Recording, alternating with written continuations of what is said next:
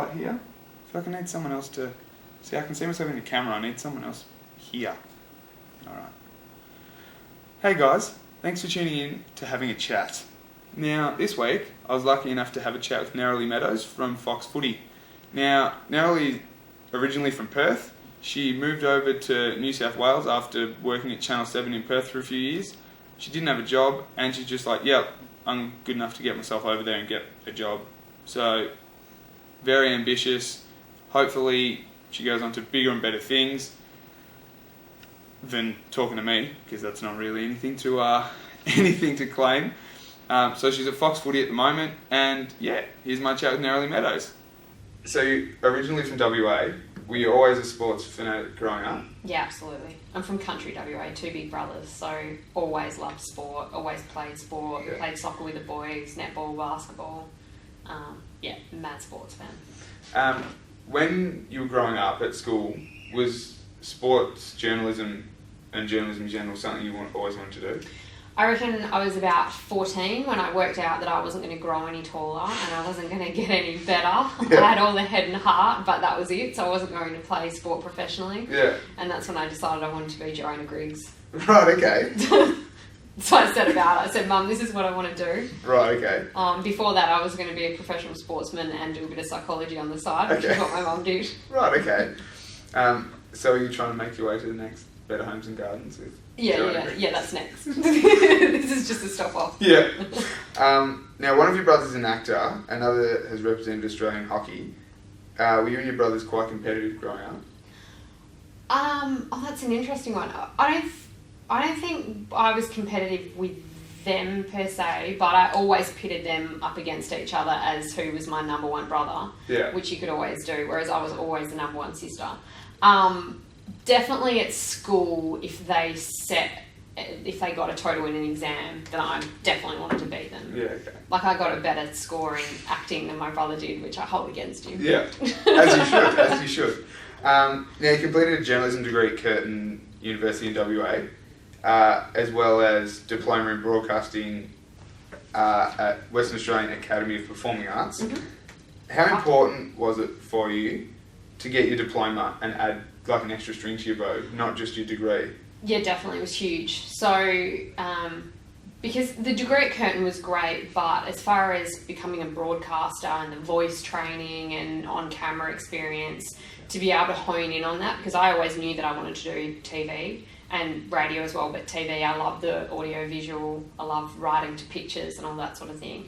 And to be able to do that, it's such another skill on top of the journalism.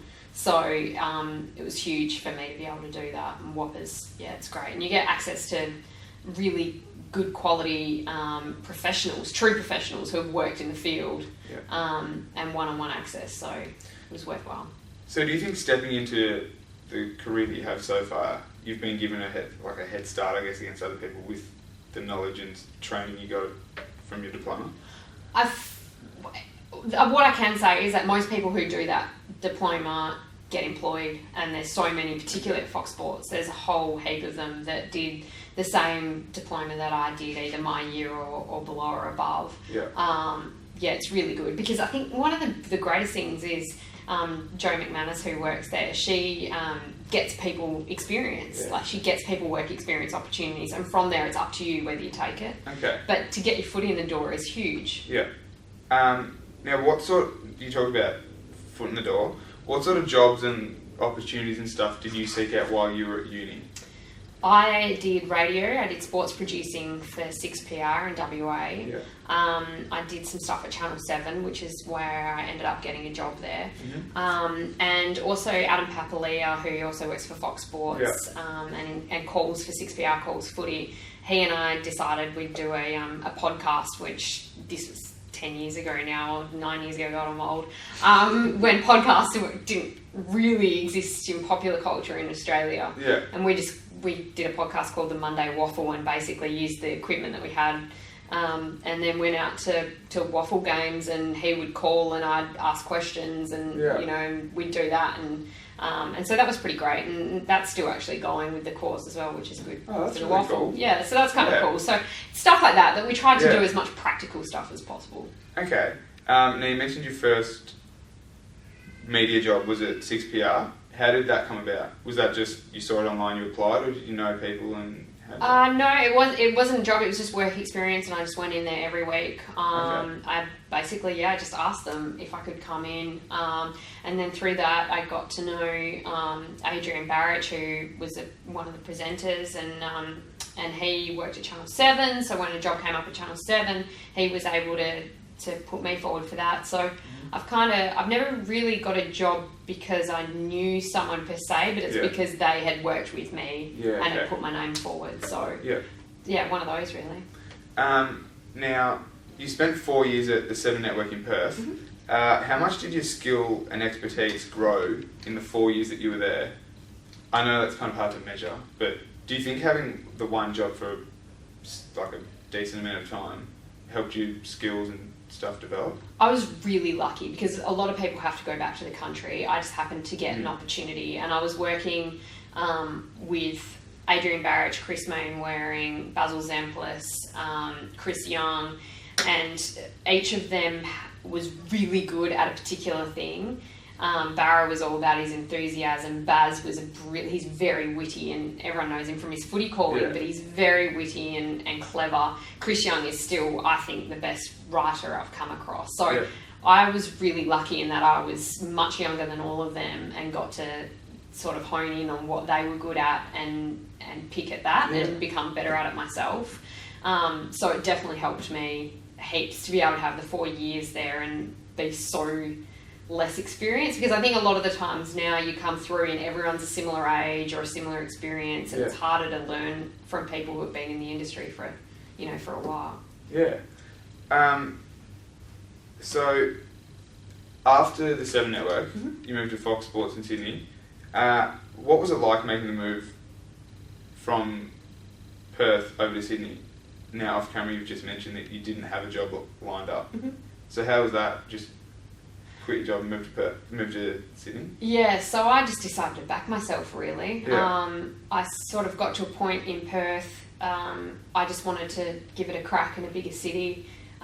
So I secured some freelance work with Fox Sports as well as 7. It was enough to tie me over, and I just thought I'll just do it. And so I moved and didn't have a full-time job, but within a couple of months had a full-time job with Fox, and then by the end of the year was presenting. So it turned out to be a good move, but in some ways I suppose it was scary, but I never really felt scared. I think because if you've already moved once, because I'd already moved from the country at 17 to go to Perth, it kind of the next logical sort of step. Easier to move again. But my brother was also in Sydney, which helped a bit as well.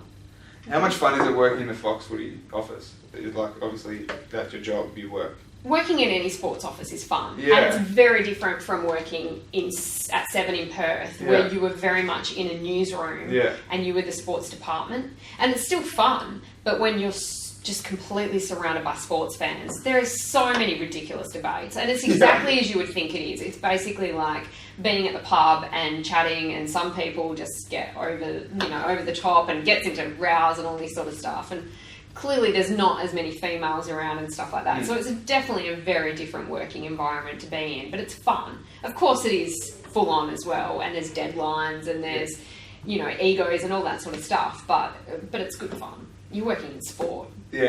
Like if they're, the one day is on and it's a Wednesday, then we've got it on the TVs, and you're supposed to be watching it. That's your job. That's pretty cool. Now, speaking of cricket, I read an article recently in the, what was it? Doesn't matter what paper it was, don't remember. So this is a direct quote from the paper. I don't know if I'm surely someone would have told you or you would have seen it. He's got a type, Shane Warne leaves Sydney nightclub. Is this all familiar? Yeah. Yeah, okay. How does that, I'll read it out just so. He's got a type, Shane Warne leaves Sydney nightclub alongside pretty Elizabeth Hurley lookalike in pink dress, which is you. How does that sit with, I look nothing like Elizabeth Hurley. It's massively flattering, but fair to say people were like, you don't look like her. I'm like, I know, you don't have to point it out. When I was doing research, obviously, this interview, and that came up, and I was like, you're not I can understand if people are celebrities and they're public property and all that sort of stuff. But you're a journo, you're trying to do your job, and then obviously, you know, showing through work and through cricket and sport and whatever. How does that sit with you? Like having that stuff written about you when... It was hilarious because I didn't know about it until Warnie told me the next day in the media room. It was hilarious until people started asking me, is it true? And then I thought, really? Because I'm the same as you, that I'm like, you're already a female in a male-dominated world. Are you basically saying that if I'm covering the test for the summer, I have to sit in my hotel room by myself the entire time because I'm not allowed to hang out with dudes? But the funniest thing was it was such a lesson in how much gossip articles, and this was a Daily Mail UK twist stuff, because it's they made out like it was 5 a.m. and it was this big raunchy thing. I was out with all the Channel 9 boys. There was a whole bunch of them there, and they cropped all those guys out. Funnily enough, the first time I actually spoke to Warnie that night was in the lifts to leave. And it was like 10:30 at night. So, but it was very... it was very funny, and my phone didn't stop, and family asking about, you know, what's going to happen at the Boxing Day cricket test and, you know, cricket match at the, you know, backyard and all this sort of stuff. But he's used to it. It happens every day. I'm clearly not. So, but yeah, all the before the game guys were quick on the message to take the piss. Yeah, I'm sure they would have been. All right, now a little segment I've invented up: the fast favourite five. Favourite sporting team. As in club? Yeah. Freo. Yeah. Favourite movie? Oh, I don't really have one. What? That's hard. I'll go with Anchorman. Really? Yeah, it's pretty funny. It is. It's pretty funny when you work in the industry. Yeah, okay. Favourite food? Oh, I don't even have these things. Yes, you do. Everyone has a favourite food. Do you know what I really love? I love Fonda. Right, okay. Yeah. Yeah, okay. Their chicken salad and their beef burrito is probably that's what, honestly, when I'm on the road, that's what I most look forward to come back and eating. Would you rate Fonda better than Mamacita? Yeah. No. Every day of the week. Every day of the week. The prawn taco is pretty good at Mamacita, but the taco and the burrito, like bread or whatever you call it, wrap. Yeah. Fonda. That's where it's at. Right. I'll have to give it another go. Favourite alcoholic drink? What do you order when you're out? What's your... Oh, I drink red wine. Okay. Yeah. And favourite holiday destination? That's tough. It's always fun to go back home, but I try and do a big overseas trip every year, so I like going to different places. Yep. And what's something not many people know about you? Do you have any hidden talents? Do you have any... I have no hidden talents. I collect dragons.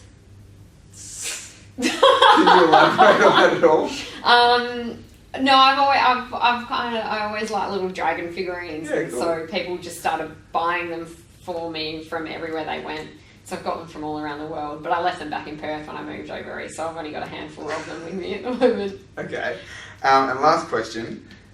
So I was a big fan of Rove when that was on, and his last question to everyone was, who would you turn gay for? Now, I've really tried hard to think of a question that I can have. So I've interviewed you. If you could ask me one question, what would you ask me? Oh, I don't know. That's a tough one. Who's your favourite person that you've interviewed? That's a good one. That's really good. Well, present company excluded. Present company excluded, obviously. Probably Mel McLaughlin. Yeah, she's a legend. Yeah. She's a good girl. She was really cool. And I think all the people I've interviewed up until Mel and yourself, I sort of knew through someone. Right. Yeah. So Mel, because I was watching, it was when the Big Bash was on and all the guys at cricket were sort of making a bit of a fuss about it. Yeah, she's a legend. Cool. Yeah. Even my brother makes a big fuss about the fact that I'm mates with Mel. Yeah. Yeah. She's pretty cool, hey? Yeah. Well, I'm done. Thanks very much for having a chat. Thanks for having me. Thank you. Well, guys, there you go. There was my chat with Neroli Meadows from Fox Footy. Hope you enjoyed it. Now, next week, I have a cracking interview with Emma Francesco. Now, some of you might recognise the name. Emma is the eye in the sky for Channel 10 News. She's up in the traffic chopper. She's also done a bit of stuff on Triple M, Mix 101.1, bit of red carpet reporting at the Logies, that sort of stuff. So it was great to catch up with Emma. We caught up in a park actually, so a bit of a different location. nonetheless, it was a great interview. Hope you can tune in next week for my chat with Emma Notta Francesco. Thanks, guys.